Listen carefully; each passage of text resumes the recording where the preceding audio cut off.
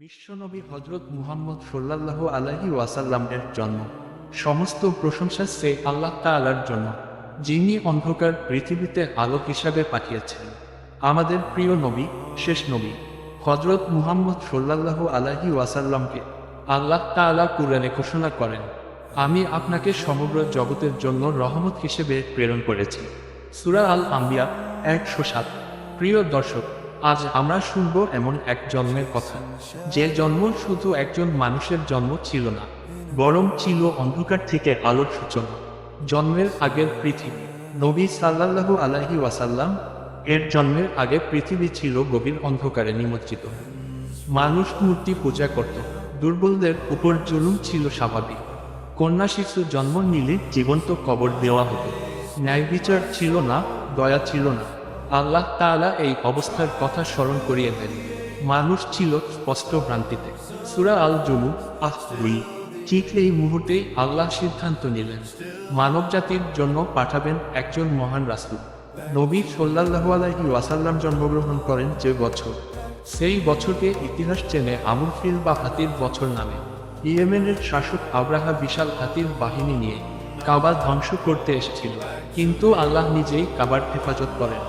আল্লাহ বলেন, তুমি কি দেখনি তোমার রব হাতিওয়ালাদের সঙ্গে কি করেছিলেন? সূরা আল ফিল 1। এই ঘটনার কিছুদিন পরেই আল্লাহর সর্বশ্রেষ্ঠ নিয়ামত হিসেবে নবী সাল্লাল্লাহু আলাইহি ওয়াসাল্লাম পৃথিবীতে আগমন করেন। নবী সাল্লাল্লাহু আলাইহি ওয়াসাল্লামের জন্ম। নবী করিম সাল্লাল্লাহু আলাইহি ওয়াসাল্লাম জন্মগ্রহণ করেন। স্থান মক্কা শরীফ। পরিবার কুরাইশ বংশ। পিতা আব্দুল্লাহ, যিনি নবী সাল্লাল্লাহু আলাইহি ওয়াসাল্লামের জন্মের আগেই ইন্তেকাল করেন। নবীজি জন্মগ্রহণ করেন ইয়াতীম অবস্থায়। আল্লাহ তাআলা বলেন, তিনি কি আপনাকে ইয়াতীম পাননি, অতঃপর আশ্রয় দেননি? সূরা আদ-দুহা 6। জন্মের দিন। প্রিয় দর্শক, নবীজির জন্মের দিন সম্পর্কে আমাদের কোনো অনুমান নয়, বরং নবীজি সাল্লাল্লাহু আলাইহি ওয়াসাল্লাম নিজেই বলেছেন। হযরত আবু কাতাদা রাদিয়াল্লাহু আনহু বর্ণনা করেন, নবী সাল্লাল্লাহু আলাইহি ওয়াসাল্লাম কে জিজ্ঞেস করা হলো, আপনি সোমবার রোজা রাখেন কেন? নবীজি বললেন, এই দিনে আমি জন্মগ্রহণ করেছি এবং এই দিনে আমার উপর ওহী নাজিল হয়েছে। দলিল সহিহ মুসলিম, কিতাবুস সিয়াম, হাদিস 1162, ইন্টারন্যাশনাল নাম্বারিং। এটাই সহিহ মুসলিমের নবী সাল্লাল্লাহু আলাইহি ওয়াসাল্লাম এর জন্ম বিষয় সবচেয়ে শক্ত ও নির্ভরযোগ্য দলিল। জন্মের সময় বিশেষ নিদর্শন। নবী সাল্লাল্লাহু আলাইহি ওয়াসাল্লামের মা হযরত আমিনা বলেন, আমি এমন এক নূর দেখেছিলাম, যার আলোতে শাম দেশের প্রাসাদ পর্যন্ত আলোকিত হয়ে উঠেছিল। দলিল মুসনাদে আহমদ, বাইহাকি, দালাইলুন নবুওয়াত। এছাড়াও ঐতিহাসিক বিবরণ যা ইবনে হিশাম ও ইবনে ইসহাকের গ্রন্থে এসেছে। পারস্যের সম্রাট কিসরার প্রাসাদ কেঁপে ওঠে, 1000 বছরের আগুন নিভে যায়।